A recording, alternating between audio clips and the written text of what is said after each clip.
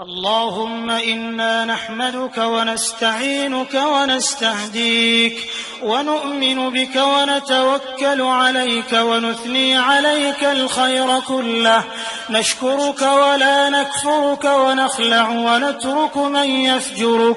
اللهم إياك نعبد ولك نصلي ونسجد وإليك نسعى ونحفد، نرجو رحمتك ونخشى عذابك، إن عذابك الجد بالكفار ملحق.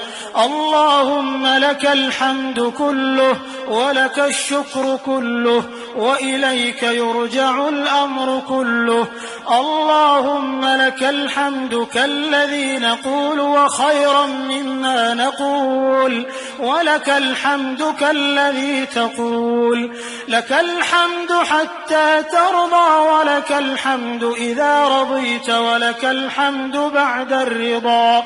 اللهم لك الحمد بما هديتنا ورزقتنا وخلقتنا وفرجت عنا. لك الحمد بكل نعمة أنعمت بها علينا في قديم أو حديث أو خاصة أو عامة أو سر أو علانية. لك الحمد بالإيمان ولك الحمد بالإسلام ولك الحمد بالقرآن ولك الحمد بالمال والأهل والمعافاة. بسطت رزقنا وكبت عدونا وأظهرت أمننا وجمعت فرقتنا، ومن كل ما سألناك ربنا أعطيتنا. فلك الحمد كثيرا كما تنعم كثيرا، ولك الشكر كثيرا كما تجزل كثيرا، ولك الشكر على كل حال. لك الحمد بجميع المحامد، لا نحصي ثناء عليك أنت كما أثنيت على نفسك. لا إله إلا الله المتوحد في الجلال بكمال الجمال تعظيما وتكبيرا، المتفرد بتصريف الأمور على التفصيل والإجمال تقديرا وتدبيرا، المتعالي بعظمته ومجده، الذي نزل الفرقان على عبده ليكون للعالمين نذيرا. اللهم لك الحمد على نعمك العظيمة وآلائك الجسيمة، حيث أنزلت إلينا خير كتبك وأرسلت إلينا أفضل رسلك وشرعت لنا أعظم شرائع دينك وهديتنا لمعالم دينك الذي ليس به التباس، وجعلتنا من خير أمة أخرجت للناس. الحمد لله الصادق في قيله قل صدق الله، ومن أصدق من الله قيلا، ومن أصدق من الله حديثا. ونحن على ما قال ربنا وخالقنا من الشاهدين، ولما ألزم وأوجب غير جاحدين، والحمد لله رب العالمين. وصلى الله على نبينا محمد سيد المرسلين وعلى آله وصحبه الطيبين الطاهرين، وعلى زوجاته أمهات المؤمنين.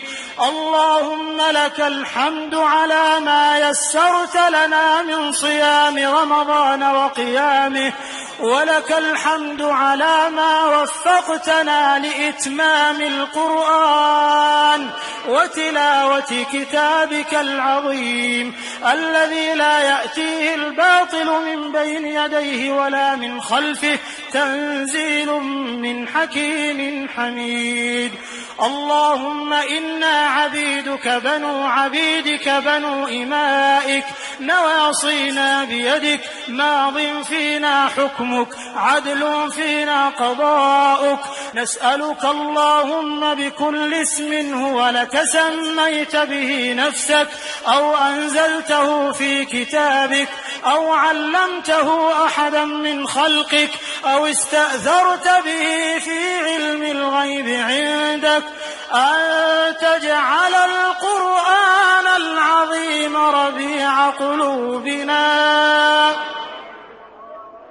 أن تجعل القرآن العظيم ربيع قلوبنا ونور صدورنا وجلاء أحزاننا وذهاب همومنا وغمومنا وقائدنا وسابقنا إلى رضوانك وإلى جناتك جنات النعيم.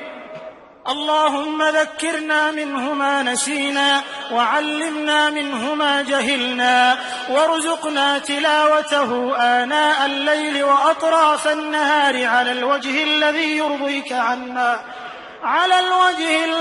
يرضيك عنا اللهم اجعلنا ممن يحل حلاله ويحرم حرامه ويعمل بمحكمه ويؤمن بمتشابهه ويتلوه حق تلاوته.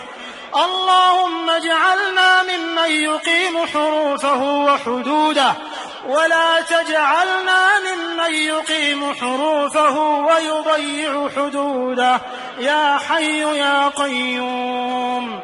اللهم اجعل القرآن العظيم لقلوبنا ضياء ولأبصارنا جلاء ولأسقامنا دواء ولذنوبنا ممحصا وعن النار مخلصا.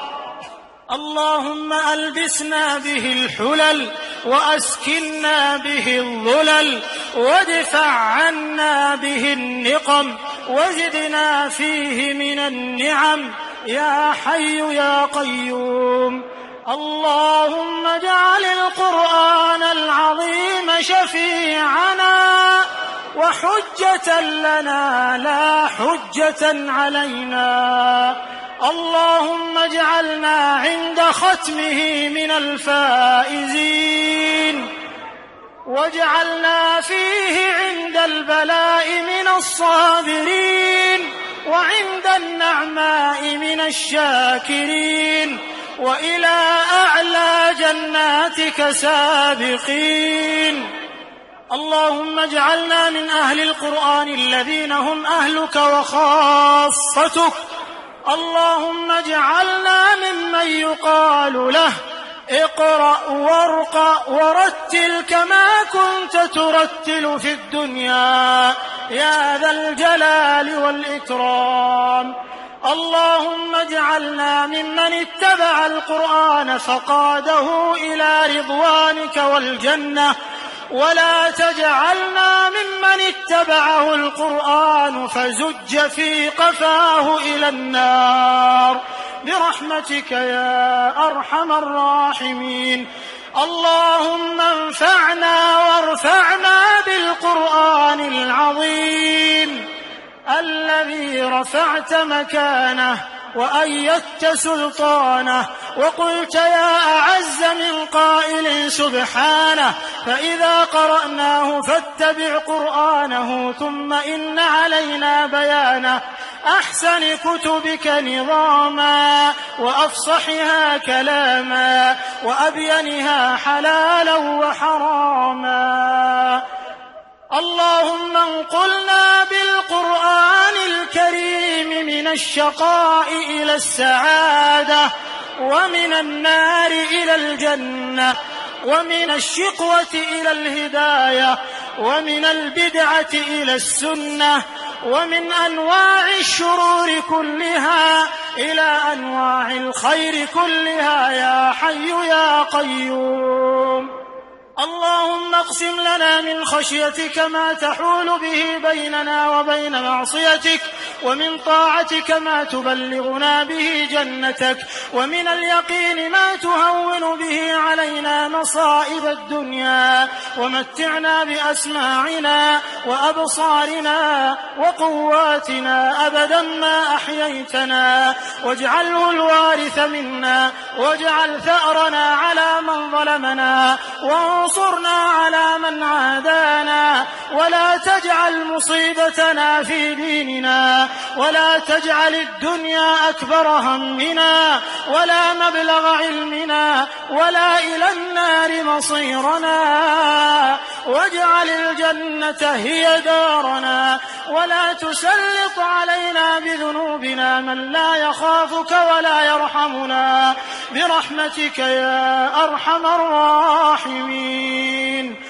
اللهم صل على نبينا وحبيبنا محمد، ولا تدع لنا في مقامنا هذا ذنبا إلا غفرته، ولا هما إلا فرجته، ولا كربا إلا نفسته، ولا دينا إلا قضيته، ولا مريضا إلا شفيته، ولا ضالا إلا هديته، ولا عسيرا إلا يسرته، ولا ميتا إلا رحمته، ولا حاجة من حوائج الدنيا والآخرة هي لك رضا ولنا فيها صلاح إلا أعنتنا على قضائها ويسرتها برحمتك يا أرحم الراحمين.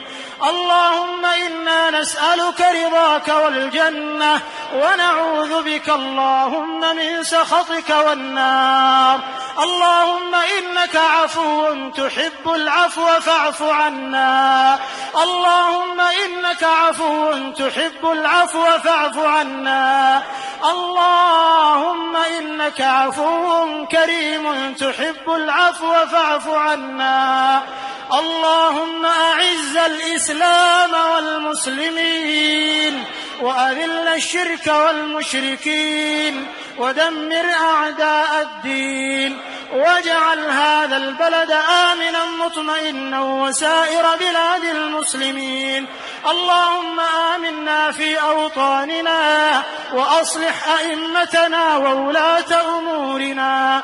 اللهم وفق جميع ولاة المسلمين للحكم بشريعتك واتباع سنة نبيك صلى الله عليه وسلم. اللهم اجعلهم رحمة على شعوبهم يا حي يا قيوم.